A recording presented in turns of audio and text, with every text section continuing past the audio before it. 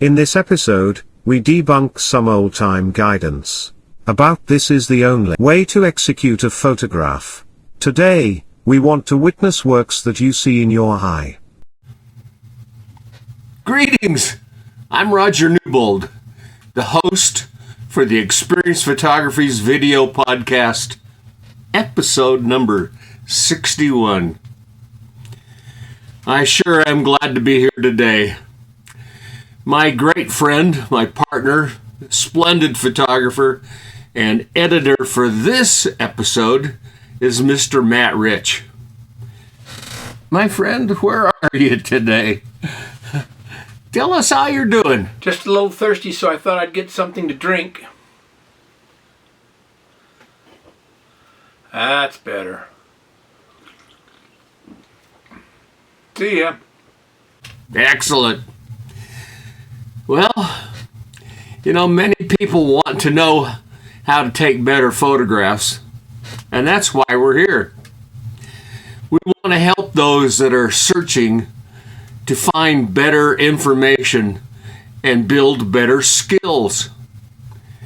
Now, numerous photo magazines and most all of the introductory books on photography that I personally own, and the first 5 articles I looked up on the internet proclaim fundamentally the same pearls of wisdom about taking the best pictures. And I quote, "Photography is all about creating with light, and light is probably the most important aspect in producing amazing photographs. And here we will discuss when and why the golden hour is the ideal time to shoot for stunning photography. The best time to take pictures is outside, 1 or 2 hours after sunrise, or maybe 1 to 2 hours before sunset. These are known as the golden hours." Well, that's because the light is warm, it has an orange color, and the color temperature is higher, or lower, I guess it is, really, because it's down in the 4,000, 3,000 area. It has soft rays that create dreamy atmosphere. Another great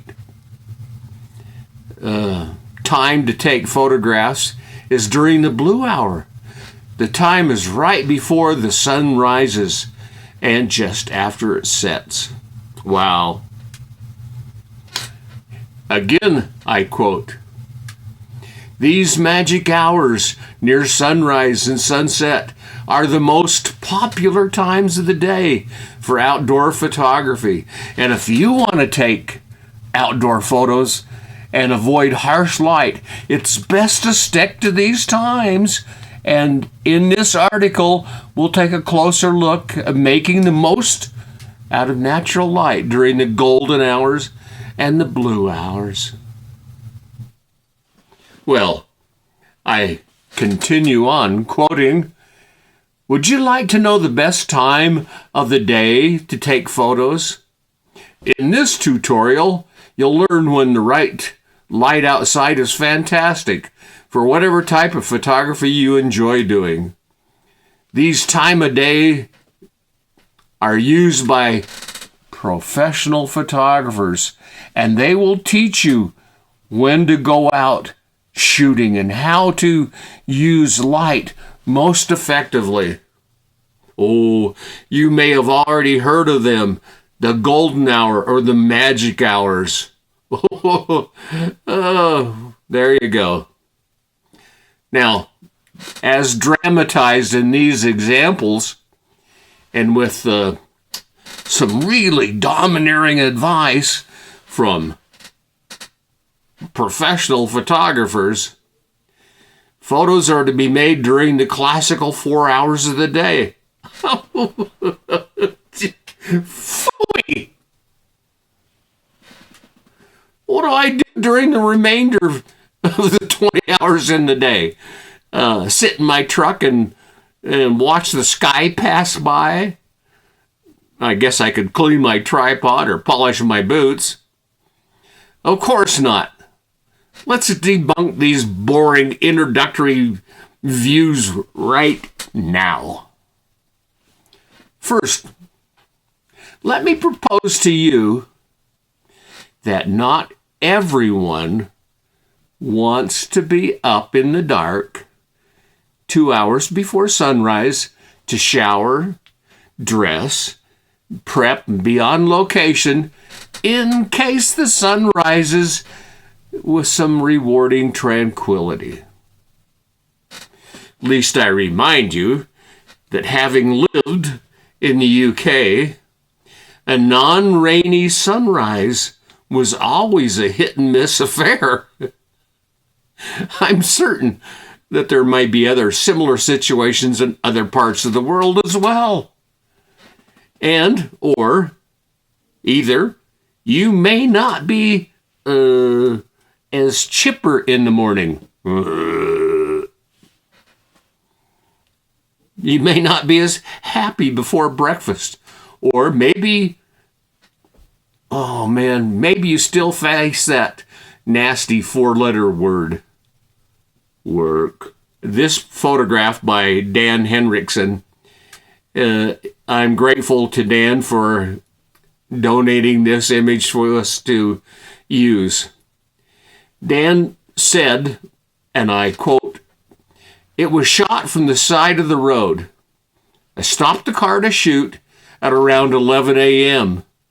It was a case of the right place, the right time, and having my camera close at hand." Here we see that the stellar image was made near midday. It wasn't some phantasmagorical golden hour, and it was just off the side of the road, not some remote wilderness that man hadn't breached in the past century. What a photograph! It's often a matter of keeping your eyes open and being tuned in to the here and now. No phone conversations going on while driving. No thumping, blaring, stomping music so loud you wouldn't even realize if you had a tire blowout. No maniacal racing, from one location to the next, without the comprehension of what's really transpiring round about you. If amazement pops up, stop! How many times have you said, "Oh, look at that, that's really cool. I'll get that on the way back"? Oh dear, oh dear, oh dear. That never works. Never, never, ever. Sometimes you have to shoot along the way. And creative vision isn't static. Things actually happen while you're moving, both to and fro. Take a look at this picture by Hiroshi Kamiya. He graces us with an image that's made on the move. This is Hiroshi's moving picture. If there's a will, there's a way. You buckle your tripod next to your car seat and make an image look like Star Wars Millennium Falcon taking flight right down the middle of the road. Use your imagination, folks. Right smack in the middle of the day. Ken Moore sends us a photograph from his 2-week trek across the Canadian wilderness up in north. He was taking the train from the west coast east and then back. Being ready and having a camera at hand makes quick response shooting possible. Ken's tour stop on a gloomy day, and we see figure number 3. but shooting from a vehicle works well. In both cases, you can see that you need not venture for a fortnight out of civilization to capture something great. Right out of a vehicle often presents some great opportunities. All you have to do is be aware. It's generally less dangerous if somebody else is driving, though. Existing weather conditions can also make shooting in the midday hours very dramatic. You remember a couple of times ago, Winogrand was saying, when things start moving, interesting things start happening. Well, weather shifts can be subtle. They can be small little droplets, a drizzle, or a fierce blast. And they can commonly discourage people from actually going out. This gives the photographers more room to work. Take advantage of it. If nobody else wants to go out, there's no such thing as bad weather. It's having the right clothes. Many of us have heard the postal carrier's motto from one form or another. Neither rain nor snow nor sleet nor hail. Keeps the postman, yeah. Well, Wikipedia, isn't it great? Wikipedia says the original saying was spoken about 2,500 years ago by the Greek historian Herodotus.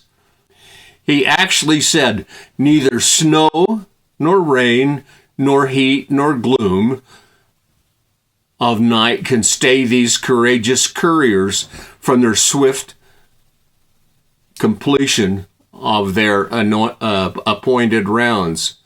This was said during the war between the Greeks and the Persians, 500 BC.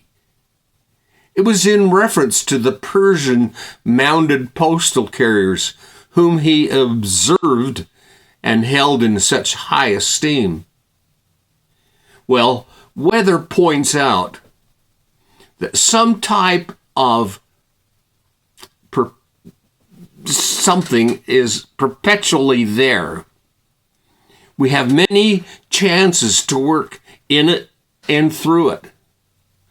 Make elevated photographs that we can hold in high esteem. You can make some raindrops just on your truck window. If we work to heighten our weather conditions, at least try something new to add some real pizzazz. If we have a big blow going on, make it even gustier.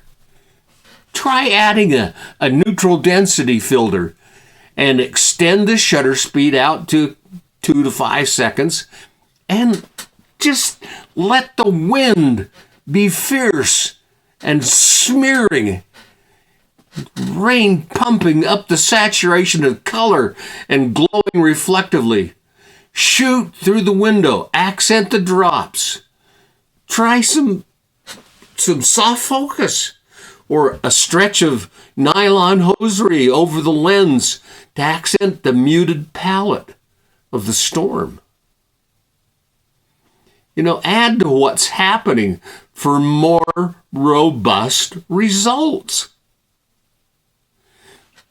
Don't be pacified by just what's there. Build upon the foundation. Become more outstanding. Keep your eyes peeled. Howard Johansson sends us a pair of images seen here in figures 6 and 6b. They provide the suspicion that if you keep your peepers peeled, you'll find something that can be really fashioned into a splendid final image.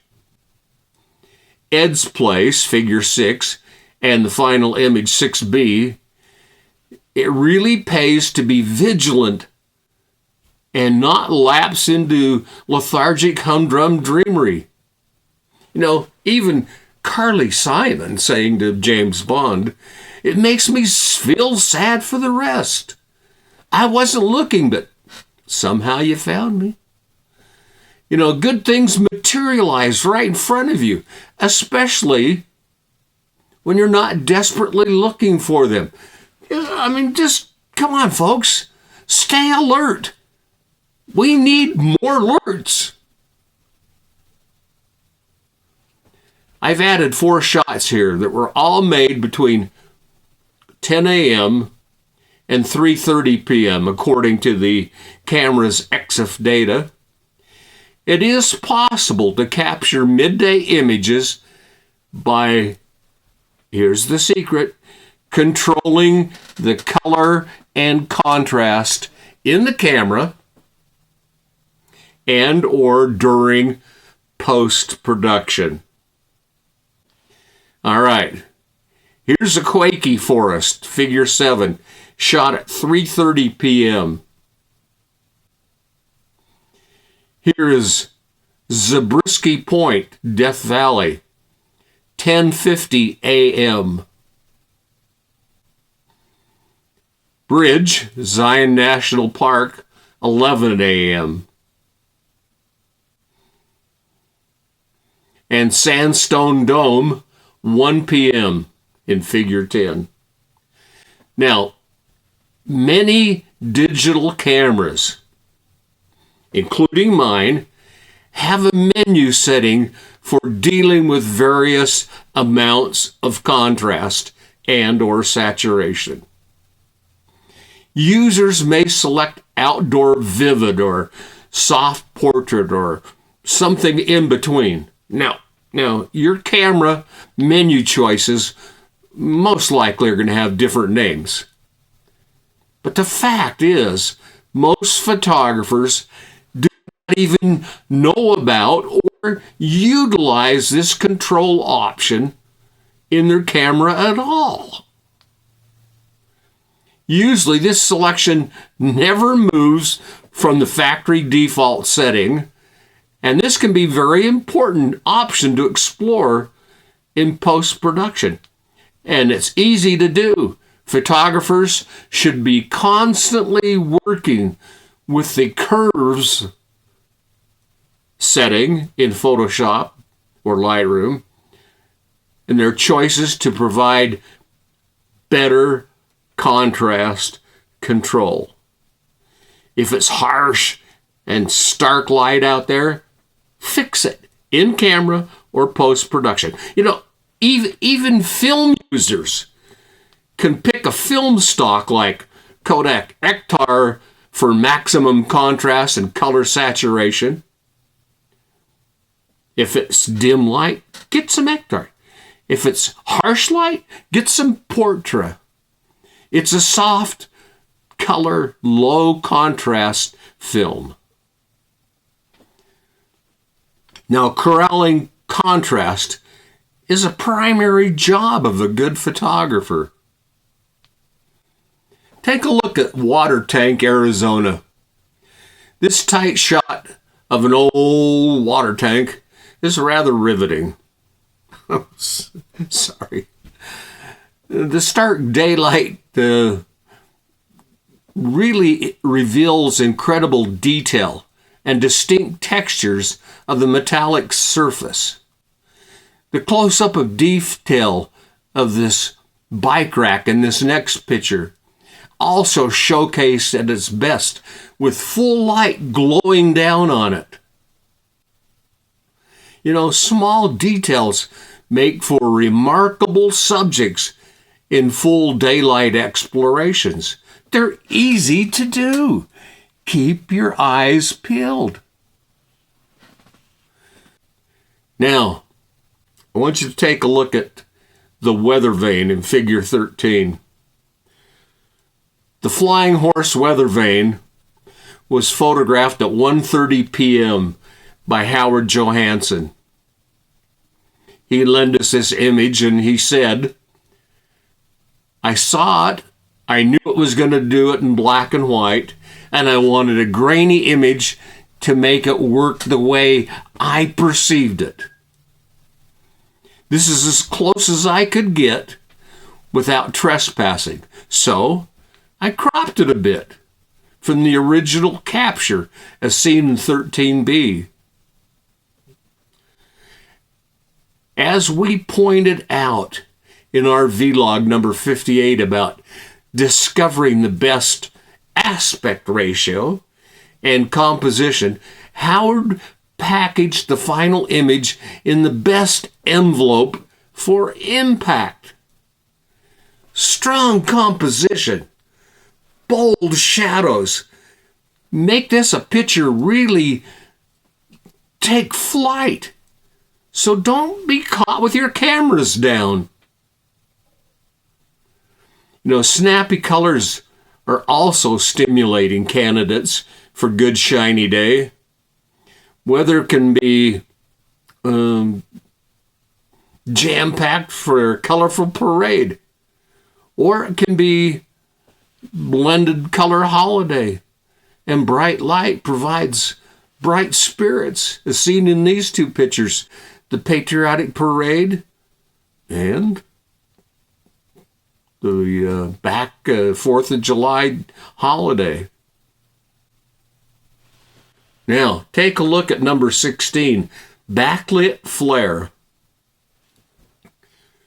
Shoot into the sun to create a little bit of lens flare. Do something different. Try something different. After the sun has risen, you can practice creating flare, which can add a beautiful golden color to your photographs. Suffice it to say, when you find a good location, you just point your camera directly towards the rising sun and portray some gleaming results. Now, be careful. Don't burn your eyeballs out. But try and get a little bit of flare. It changes the feeling of the picture. It really does some interesting things. Well, folks, our time today has elapsed. I hope that the point is, and it has been clarified, that you can make top-notch photographs all day long. There's no charmed secret moment of the day that guarantees anything.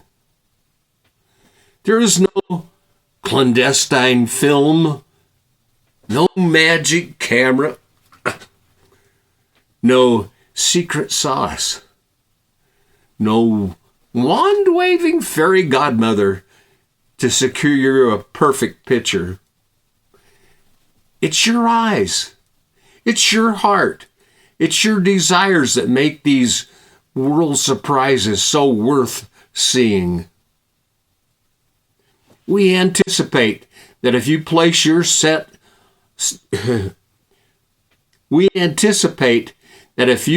yourself in a passionate, creative mode to capture cracking great images all of the time, you can do it. So let us see what's in your eye. Now, I want to thank all of those who lend us images today to help make these points. We're grateful for all of our friends out there, and we're grateful for you to watching our presentation today. Make a new friend, share it with them, discuss and study the thoughts presented. Photograph with joyful abandon. Subscribe to the channel. Give us a big thumbs up. Seek the impossible, and you'll never be disappointed. Well, Matt and I salute you. And thanks for watching, helping to add a lot of value to our channel. We appreciate it. So until we meet here on screen again, a tip of my hat to you. Cheerio.